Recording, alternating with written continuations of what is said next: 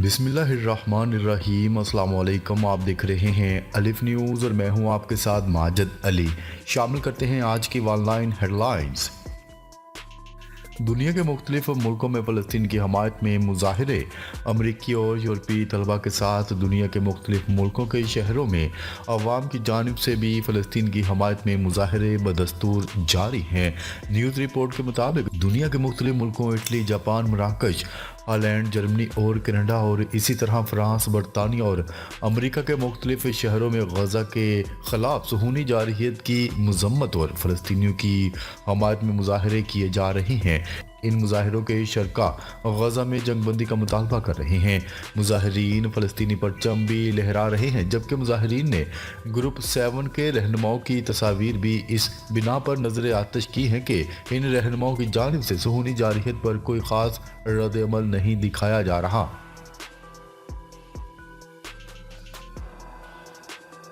Hamas को जंगबंदी की नई पेशकश। बरतानवी वज़ीर ख़ारजा डेविड कैमरून का कहना है कि हमास को 40 रोज़ा जंगबंदी की पेशकश की है।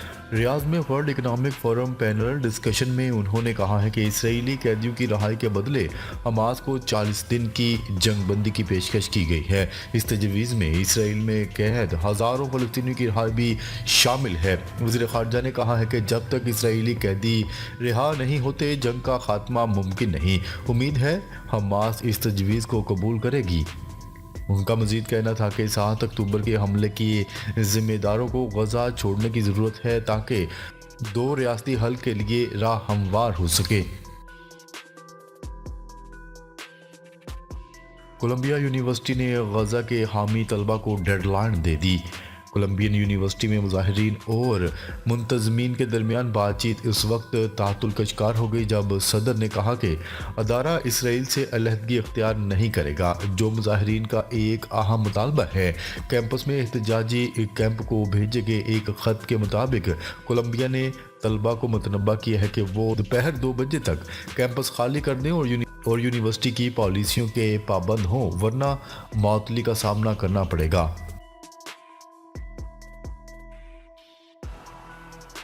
कैदियों का मामला इसराइल को रफा पर हमला करने से नहीं रोकेगा। नेतन्याहू ने बड़ी धमकी दे दी। इजरायली वज़ीर-ए-आज़म नेतन्याहू ने एक बार फिर अपना मज़मूम अज़म ज़ाहिर करते हुए कहा है कि इसराइल हमास के साथ जंग बंदी और कैदियों की रिहाई के मुआहदे पर पहुंचने की सूरत में भी जनूबी ज़िला रफा पर हमला करेगा। वज़ीर-ए-आज़म के दफ्तर के एक बयान के मुताबिक नेतन्याहू ने कहा, यह ख्याल है कि हम जंग को इसके तमाम मकासद हासिल करने से पहले रोक देंगे सवाल से बाहर है। सूहूनी वज़ीर-ए-आज़म का कहना था कि हम रफ़ा में दाखिल होंगे और मुआहदा हो या मुआहदे के बगैर हम वहाँ हमास बटालियन को ख़त्म कर देंगे, मुकम्मल फतह हासिल करने के लिए।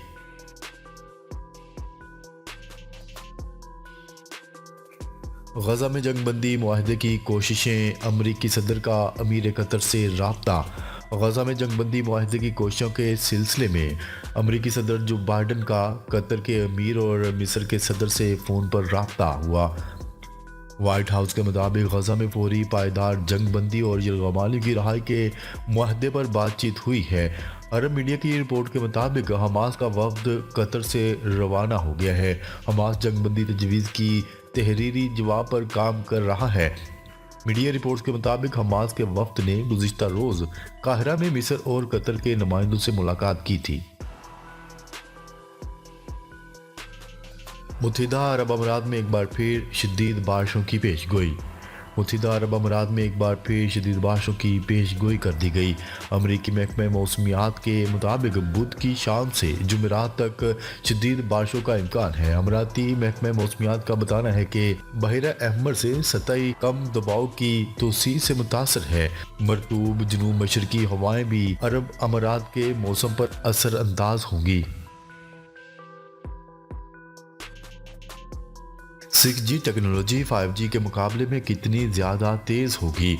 जापान में दुनिया की पहली high speed 6G wireless device तैयार कर ली गई है जो 100 गीगाबाइट फी सेकंड की रफ्तार से डाटा ट्रांसमिट करने की सलाहियत रखती है, जो 5G से 20 गुना ज़्यादा तेज़ रफ्तार है।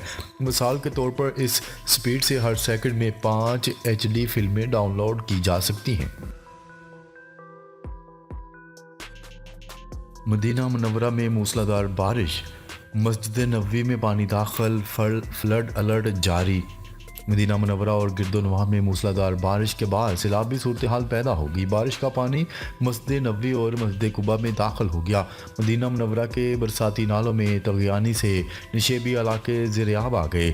درجنوں گاڑیاں بارش کے پانی میں پھنس گئی۔ سعودی محکمہ موسمیات نے آئندہ 2 روز تک وقفے سے بارش کی پیشگوئی کی ہے۔ حکومت نے فلڈ الرٹ جاری کرتے ہوئے شہریوں کو غیر ضروری سفر سے گریز کرنے کی ہدایت کی ہے۔ سعودی عرب میں لڑکی کو ہراساں کرنے پر بھارتی شہری گرفتار۔ سعودی عرب میں لڑکی کو پریشان اور ہراساں کرنے پر پولیس نے ایک بھارتی شخص کو حراست میں لے لیا۔ عرب میڈیا کی رپورٹ کے مطابق سعودی عرب کی الشرقیہ پولیس کے ترجمان نے بتایا ہے کہ مذکورہ لڑکی کو بھارتی شہری کافی عرصے سے ہراساں کر رہا تھا اور بہت سمجھانے کے باوجود باز نہیں آ رہا تھا، جس پر لڑکی نے پولیس میں شکایت درج کروائی۔ تفتیش میں الزام درست ثابت ہونے پر بھارتی شہری کو گرفتار کر کے عدالت میں پیش کر دیا گیا۔ ملزم کے خلاف جرم ثابت کے لیے کافی مواد موجود ہے۔ پولیس کی جانب سے شکایت کنندہ خاتون کا نام خفیہ رکھا گیا ہے، جبکہ ملزم کی شناخت بھی فی الحال ظاہر نہیں کی گئی۔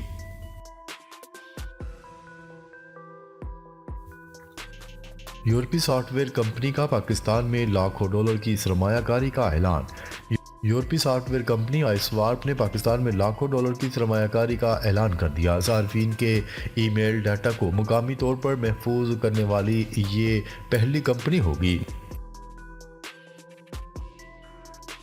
اسرائیلی حملوں میں مزید 47 فلسطینی شہید۔ فلسطینی میڈیا کی رپورٹ کے مطابق مغربی کنارے کے شہر الخلیل میں اسرائیلی فوج نے ایک اسکول پر چھاپہ مارا۔ اس دوران اسرائیلی فوج نے طالب علموں اور اساتذہ پر آنسو گیس کی شیلنگ کی۔ رپورٹ کے مطابق 7 اکتوبر سے جاری اسرائیلی حملوں میں فلسطینی شہداء کی تعداد 34,535 ہو گئی ہے، جبکہ ان حملوں میں 77,704 فلسطینی زخمی ہوئے ہیں۔ خیبر پختونخوا بارشیں 3 روز میں 17 افراد جام حق، متعدد زخمی۔ پی ڈی ایم اے نے 3 روز میں بارشوں سے جانی و مالی نقصان کی رپورٹ جاری کر دی، جس کے مطابق خیبر پختونخوا میں بارش کے باعث 116 گھروں کو نقصان پہنچا۔ خیبر پختونخوا میں بارش سے 16 گھر مکمل تباہ ہو گئے، 100 گھروں کو جزوی نقصان پہنچا۔ پاکستان ڈیجیٹل سٹی کے قیام کے لیے معاہدے پر دستخط کر دیے گئے۔ خصوصی سرمایہ کاری سہولت کونسل کی معاونت سے پاکستان ڈیجیٹل سٹی کے قیام کے لیے معاہدے پر دستخط کر دیے گئے۔ خصوصی ٹیکنالوجی زونز اتھارٹی اور Khyber Pakhtunkhwa information technology board نے پاکستان ڈیجیٹل سٹی کے قیام کے لیے 8 بلین روپے کی مالیت کے زون ڈیولپمنٹ معاہدے پر دستخط کیے۔ اس سے قبل نیسپاک اور نیشنل لاجسٹک سیل کی زیر نگرانی ڈیجیٹل سٹی میں 1642 ملین روپے کی سرمایہ کاری ہو چکی ہے، جو خیبر پختونخوا کے دورس آئی ٹی ویژن کی عکاسی کرتی ہے۔ سونا فی تولہ 2,41,900 روپے کا ہو گیا۔ سونے کی قیمت میں مزید کمی ہو گئی، سونا فی تولہ 2,000 روپے سستا ہو گیا۔ اسی کمی کے بعد فی تولہ قیمت 2,41,900 روپے ہو گئی۔ 10 گرام سونے کی قیمت 1,715 روپے کی کمی سے 2,07,390 روپے پر ہو گئی۔